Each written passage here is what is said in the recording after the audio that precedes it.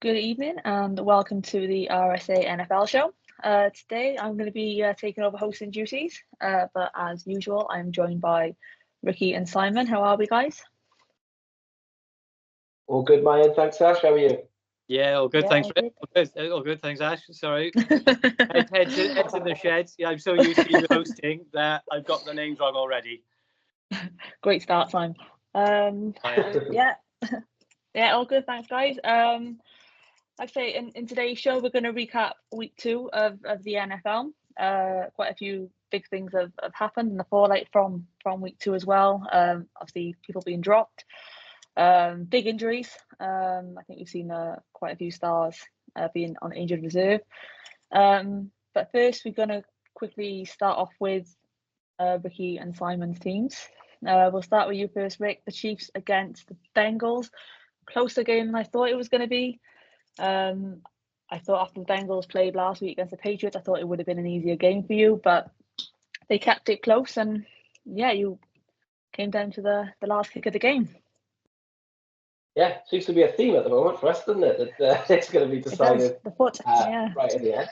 But yeah, no, they the rivalry between them. We both hate each other, so I think they were always going to step up for the game.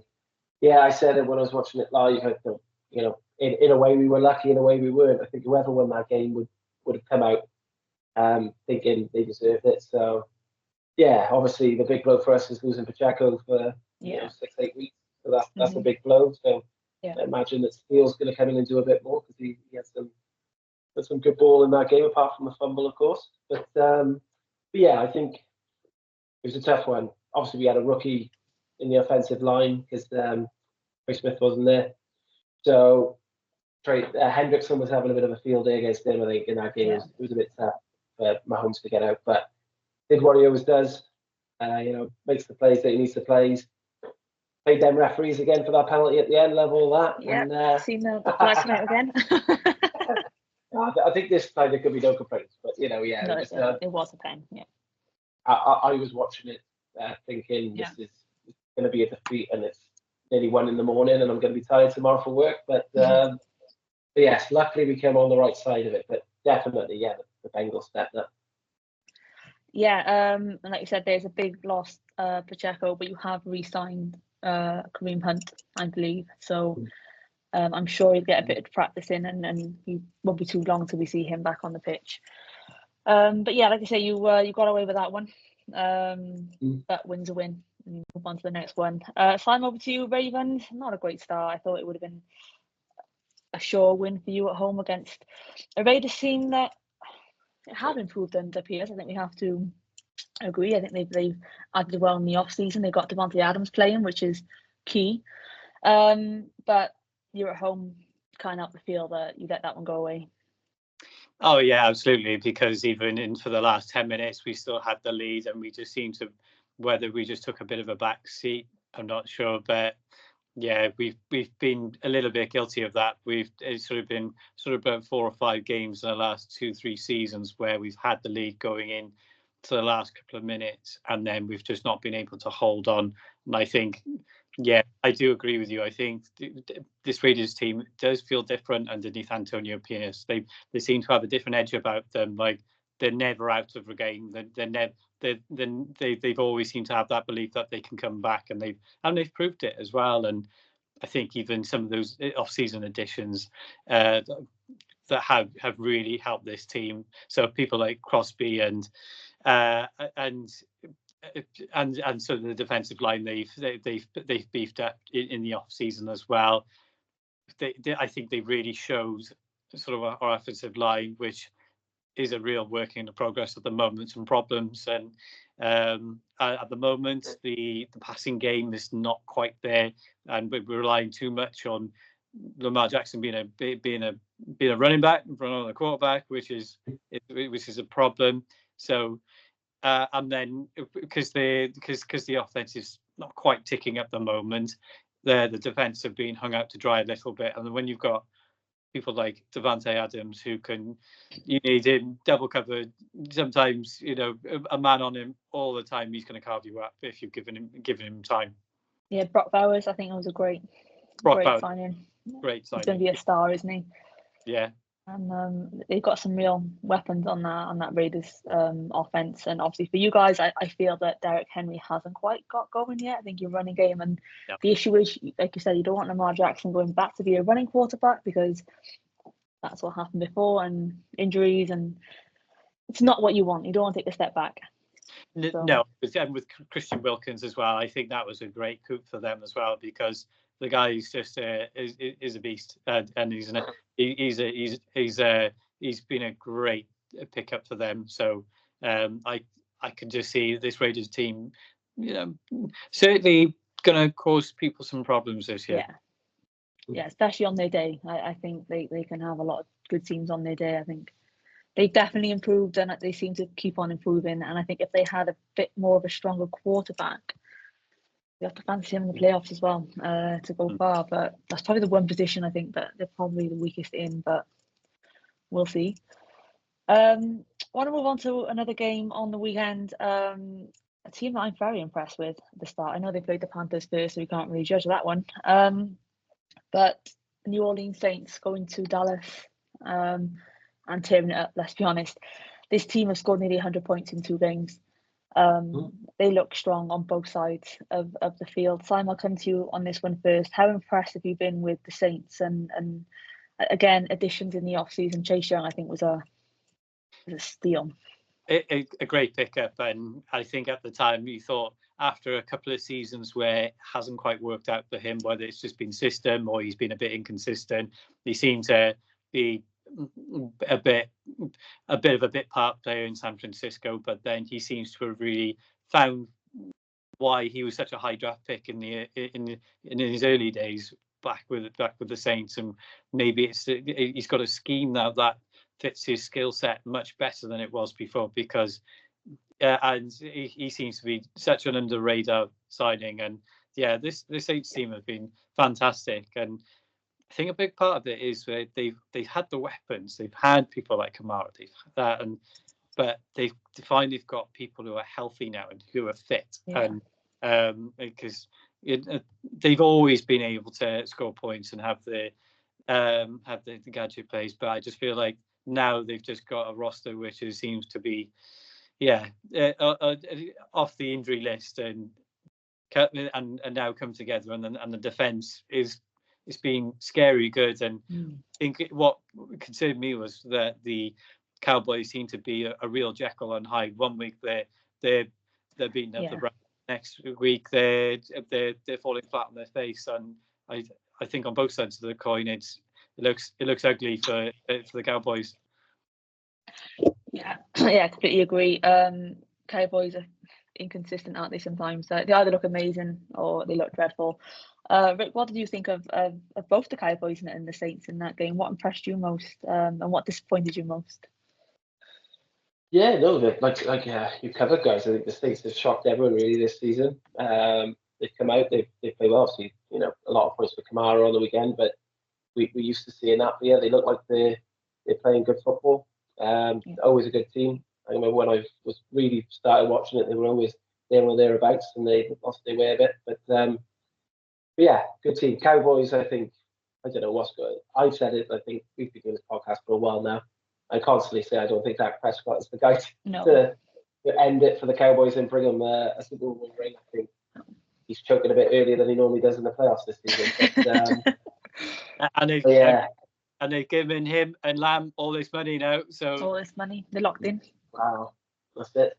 But they worried, didn't they? They got scared about it all, and then this is what happens. But yeah, obviously they're a talented team. I think everyone could see that. The likes of Parsons and Co that they've got as well. They're just amazing players. But you don't win a game off players. Just one player, you need the whole team. So for me, there's something there that doesn't click for them. They've had great players. They've obviously lost players. A lot of their key guys, who were their key guys, have gone. They've replaced them, obviously, with talent. But yeah, to lose that game to the Saints the way they did, I don't think anyone's seen that coming. And it'd be really good if, say the Saints do go on a run this season, because that, they haven't got the strongest conference. It's usually Tampa Bay just running away with it, isn't it? So hopefully they have a good season, and yeah, we can see something from them that we haven't seen now for 3-4 years. Because, like you said, they've always had talent, but injuries have always affected them. You know, Mr. Thomas was always class, wasn't he? But then he had so many injuries and stuff like that. So yeah, we'll see. But yeah, I think the Cowboys are just doing what they do. I think they'll still probably do well in their conference and get to the playoffs, but then we'll get Dak to choke again. Yes. Oh, end in January probably. Yeah, I agree. I think Cowboys are very hit and miss on the day, but Saints, yeah, is looking good, and I think keep their players fit, then they'll definitely give Tampa a run for their money. It's another team I wanted to touch on this week because they played the Lions away, and they went to the Lions, and who are a favourite, I think, to go all the way and beat them. And Baker Mayfield really seems to be settling into this Tampa offense, stepping into Tom Brady's shoes. I'll go back to you. How impressed have you been with Tampa Bay start? Yeah, no, they're brilliant. Like you say, Baker Mayfield's done really well. They obviously did well, but did better than anyone expected last year, didn't they? When they made it through, but no one saw that coming. But yeah, I think everyone wondered what Mayfield would be now he got the contract. But yeah, he's shining and he's doing well. And I think, for me now, if you look at it when they won it with Brady, it was very much a kind of all-star team. They put the money in, they wanted it, but I think now it's just a team. I think people from defense and offense, you know, you're not looking necessarily. I know they've still got the likes of Evans and players like that, but you're not really looking at the big names as such. They're just working together as a team. So that's for me when everyone, everyone needs to have that guy who can just pull them a match out, like the best teams do. But you've got every player there fighting for each other, playing for each other, then generally that'll take you quite far. So yeah, I think, I definitely see them making the playoffs, as I just said. And maybe them and the Saints this year from that conference. But who knows how far they go? I think it'll depend on who they draw further on down the line, especially early days. But there's nothing to stop them. Really, they look great, and an impressive win over, as you said, a Detroit team that's, especially from the form they won last year, we're very fancied again this year. So. Yeah, very impressed with that one. Sam, I'll go to you. Another team that I think started really well, and a quarterback who's really come back with a bit of a vengeance is the Arizona Cardinals, and Kyler Murray seems to be on fire. We've seen that link up this week for the first time with this standout wide receiver that they drafted. Kyler Murray looks like the old Kyler Murray before he had that injury. He's running, he's throwing, he's causing problems. He's difficult to get down. You think you had him, he stayed up, he throws a pass. How impressed are the Cardinals for you so far? Oh, absolutely, and I hope he paid his surgeon very well, because the way he was defended over the weekend was amazing, and it looked like the old Kyler Murray. And I thought, how you always think after big injuries like this, how are they going to come back? Are they going to be able to do what they did before? And it's like he picked up where he left off, really, and I'm so impressed. And because you can see he has all the skills, it just has not worked for him because from a health point of view. And now, it's his, and I think it's a team which could be quite interesting, because the teams where they've got players on offense with him that are young, or it's still pretty much not their prime. And I think even though he started out, he was a bit lukewarm the first week. Marvin Harrison Jr. came on big on the weekend. You can see why he was taken so early in the draft as well, because he's showing flashes of his dad at the moment, but he's got a long ways to go before he gets a gold jacket. I think Connor is always been, I think, a very underrated running back as underrated. Well. Really underrated, and that defense, that defense caused the Rams all sorts of problems. I mean, granted, the Rams, their offensive line is a mess at the moment, and they're decimated on that side of the ball. But the pressure they can get with that defense as well, I'm really excited for this Arizona team, and I think maybe they've just got the pieces now, and with someone like Jonathan Gannon, I think I'm interested to see what they can do, because I feel that conference is now wide open as well. So I think they could be up there with the Seahawks, maybe taking that division. Yeah, completely agree. I'm very impressed. I wasn't expecting the start they've had the Cardinals or Kyler Murray to play the way that he has. But yeah, that link up with Harrison is going to be dangerous. They're only going to get stronger. Like I say, glimpses of that on the weekend. So yeah, that's going to be an interesting conference. A final team I want to mention from the weekend is the Falcons. We talked about Kirk Cousins last week. Didn't look too great. Go to Philadelphia, who I thought played really well against a really good Green Bay team, and they lose. And Kirk Cousins does a last 2-minute drive and gets the game-winning touchdown. Rick, how? Well, I guess you didn't see the game going that way, like everyone else. No, and like you say, that 2-minute drive at the end was mad, wasn't it? He like possessed the way he was throwing the ball. But yeah, I think they just got the game plan right. I feel like the Eagles for most of the game just thought we're fine. You know, Barkley was running well, but then the last quarter they just shut him out. Yeah. Didn't get the yardage that he was getting. Obviously, they didn't have AJ Brown, which is a weapon that they didn't have there. Even though Smith did have a good game, he did get a few good catches in. So that's how they do it. But yeah, I just thought they were brilliant. I think they did the right. They weren't outstanding all game. They were good in defence. They were good on offense. But I think just at clinical times when they needed to, they make the big plays. If you think on that last drive and the drive before, they were getting close to 3rd and out, and then Pitts was getting big. He wasn't there until the 4th quarter, really, and then he was making big plays. I thought Benjamin had a good game at running back. He was rapid. So yeah, the Falcons are. Who knows what they're going to do this year? They haven't really been at that level for years now, but it seems like more picks they've been picking up, and everyone kind of had a bit wise Kirk Cousins going there from Minnesota when he did. But at the moment, it seems to be working out right. He's making the plays when he needs to. And I think this week, and when it mattered anyway, I think that offensive line held up a lot better than it did in the first week when they were getting run over quite easy. So yeah, I think it's a good start from the Falcons. Like I say, it's been a bit different both games, but yeah, if you can make the big plays at crucial times, which is always the important thing, and they're in the game when it comes down to that 4th quarter, then yeah, they could have a good season. But I do think it was a bit of Eagles complacency in that game as well, to be honest. Yeah, do you agree with that, Simon? Do you think the Eagles just kind of thought they had the game won? They see the clock out, give it to Barkley, obviously costly fumble. But then Kirk Cousins, that's why they got Kirk Cousins for, right? It is to do things like that. He got that experience to go down the other end of the pitch and get a game-winning touchdown. But any concerns for you for the Eagles, or just a last quarter?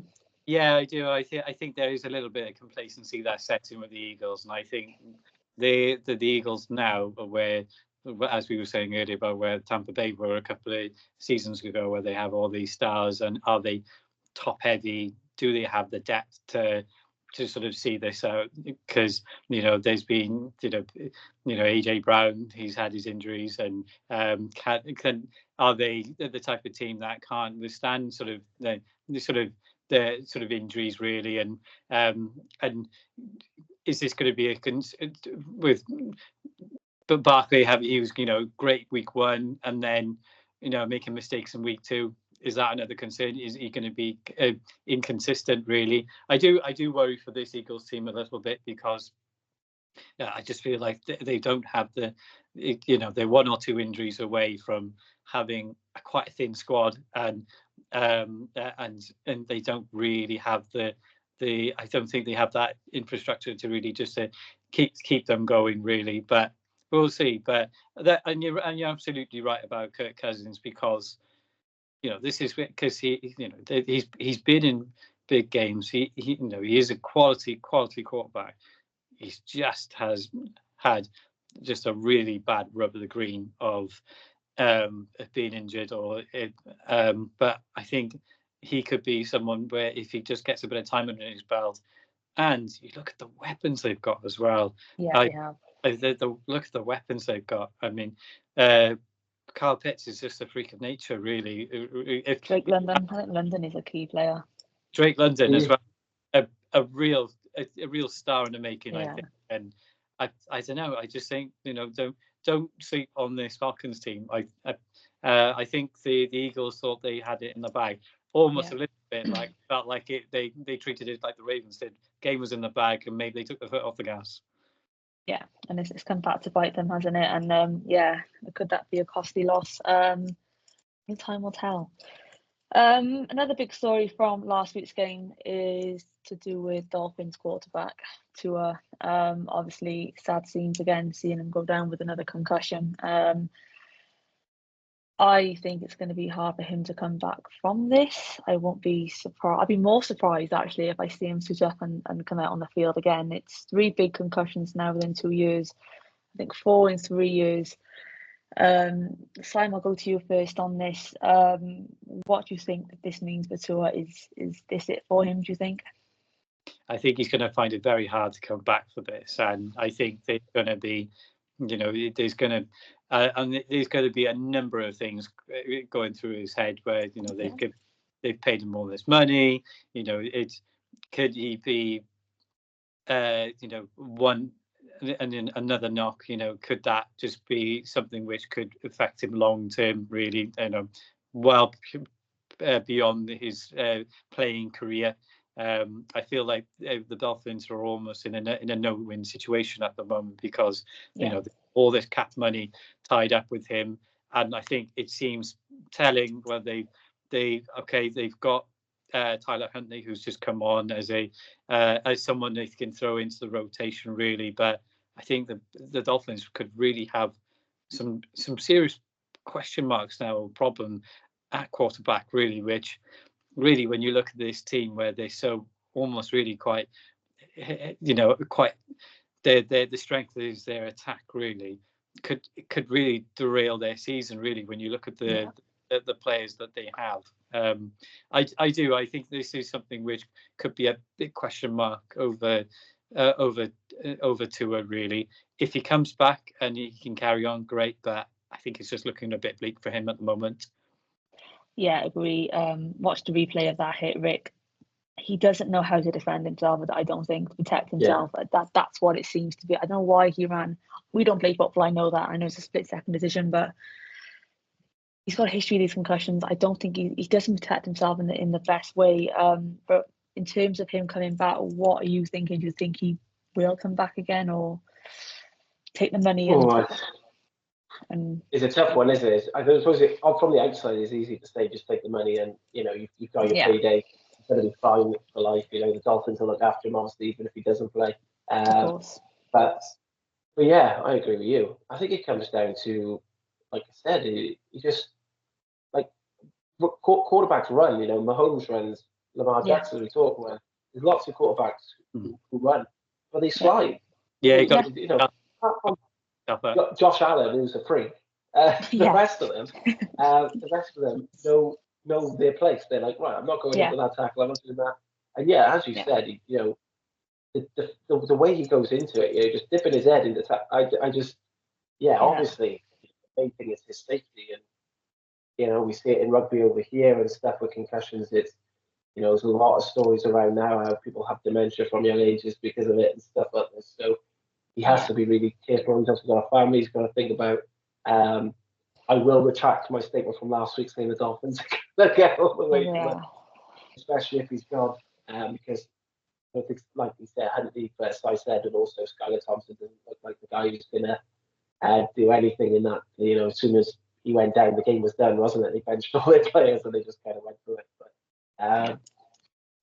to me, the serious issue is he's got to think of his family. He's got to think of himself. There's a long life after football. So, exactly. And if he is okay at the moment, like he's had a lot, no one knows what's going on in his head already. But if it is that, okay, you're okay to come back, then maybe he does have to think, well, do I want to come back? Do I want to risk the injuries that are going? And obviously, the Dolphins, you would think, hopefully, that they would come on the side of a personal decision of a player that they've obviously brought from the ranks and love, rather than what's going to cost the team. I think the Dolphins, like I say, all eyes are going to be on the Dolphins here and what they do and how they respond. Obviously, player safety comes over anything else. So he's got a family, football life is short compared to life after it. I'm sure they'll keep him on coaching ability if he chooses to step away from the game. But yeah, obviously we're not going to know the outcome, I think, for a few weeks yet. I think he's going to take his time on this one, and rightly so. But yeah, sad things to see Tua go down again with that. Staying with quarterbacks, I just want to quickly touch on the rookie quarterbacks. Obviously, top three.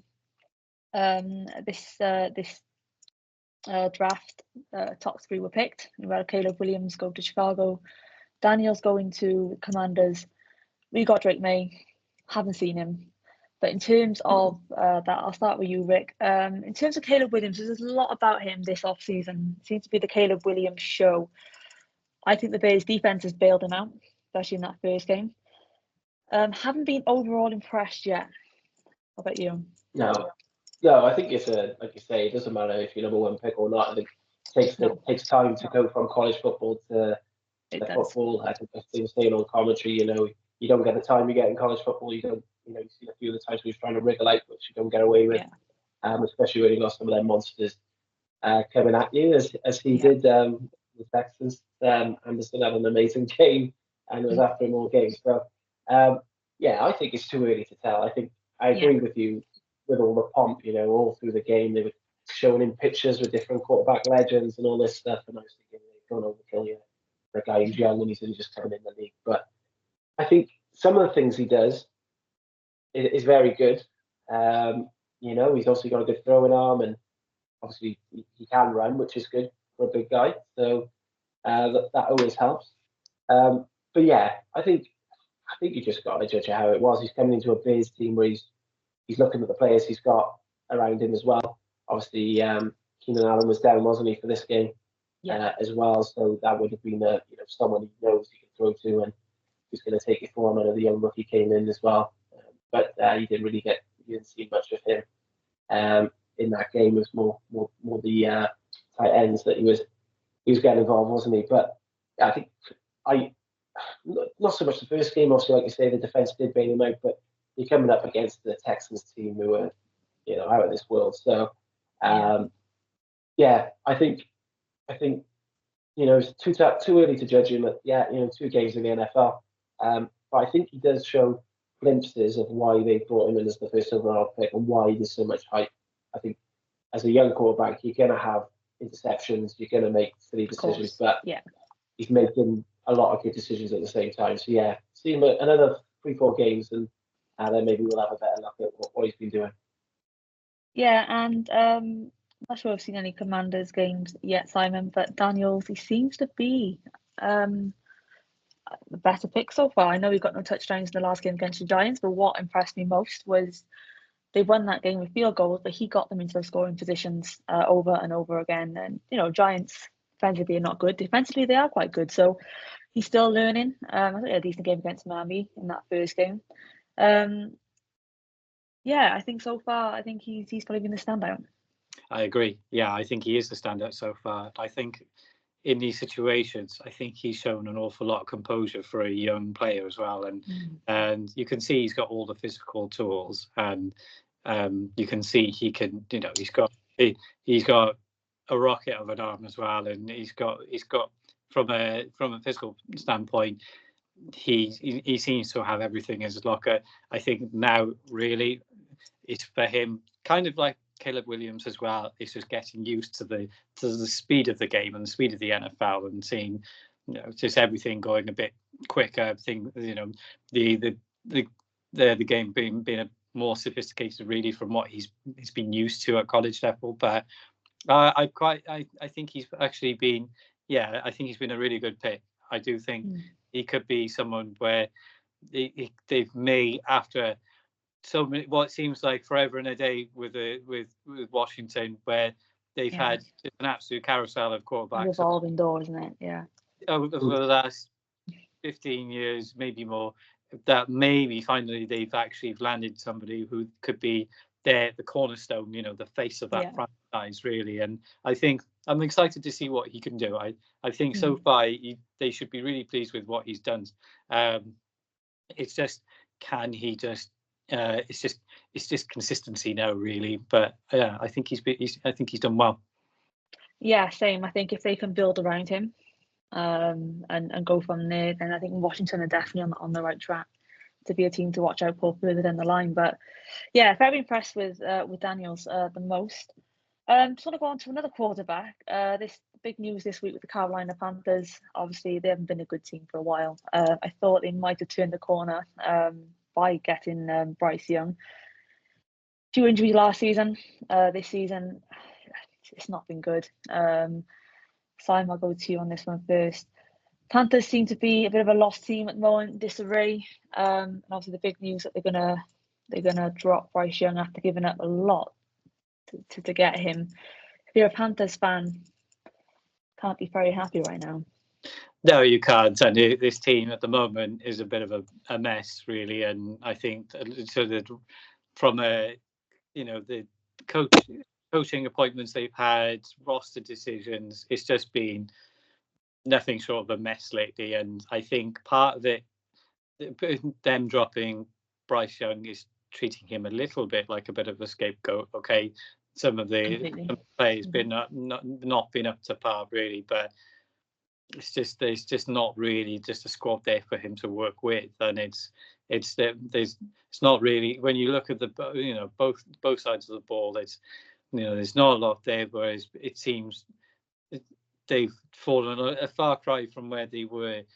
What doesn't seem like not long ago when they had a solid 10 years.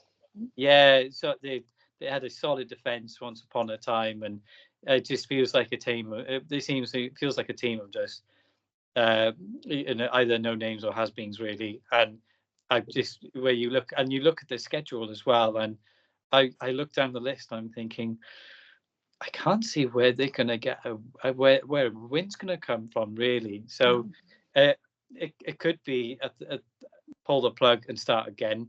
I think they may have been a little bit of a knee-jerk reaction with Bryce Young, because at the moment, because pulling him out and then sitting him and then bringing him back in, what's that going to do to a young player's confidence, really? So I don't know. I think they've treated him like a bit of a scapegoat, because I think just the team itself is just a mess, an absolute mess of a team. Yeah, I agree. I can't feel he's been thrown under the bus a bit here, Rick. He's only young. Hasn't got the best numbers, but he hasn't got the best team. Do you agree with what the Panthers have done there? No, it's hard to agree with it, isn't it? I think, as you guys said, they gave up a lot. You think of the players they could have picked up this year if they didn't go. Exactly, and they could have kept more as well.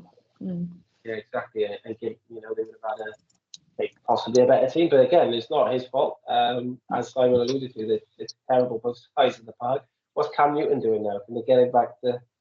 I know. Get him back to play. It just seems like it's not run very well from the top to bottom, to be honest. I think, like you said, like we talked a bit off here, kind of, are they chucking in the towel on the season already to get maybe some good picks next season? I don't know, but yeah, you don't give up that much for a quarterback and then do it. Who's even the backup? Andy Dalton. Oh yeah, well you definitely don't chuck him under the bus for that. Yeah. No, the red light. Yeah, a journeyman. You're not gonna do it for that. No. Yeah, hopefully it's just a knee-jerk reaction. But like I say, you don't want him to miss this game and then next game he's back in and just messing with his head as well. Because like I say, it's not all on him. He's got to have the weapons to throw it to. He's got to have the offensive line to protect him. He's got to have a coach who knows how to run plays. So exactly, it takes everything. But yes, I think definitely he's been made a scapegoat on this. But I don't think any of us would have had Carolina do very well before the start of the season. So for them, I think it's a big building job. I think we've seen a lot of teams come back pretty quick from having a bad year. But I don't think it's going to be the same with them. No, it seems a lot of work needs to be done, not just on the field, but off the field as well. It just seems to be a mess and a far cry from the team we knew not even 10 years ago in the Super Bowl.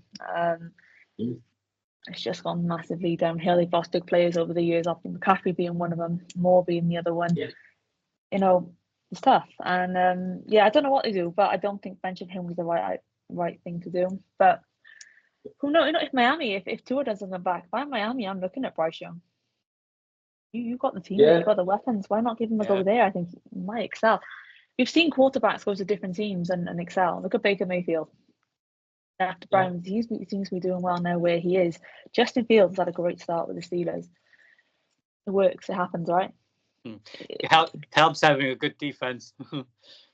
It does. that is half the battle, to be fair. But just wait for Matt Jones to do it at their Jags now, Ash. Oh yeah, be an absolute diamond now, wouldn't he?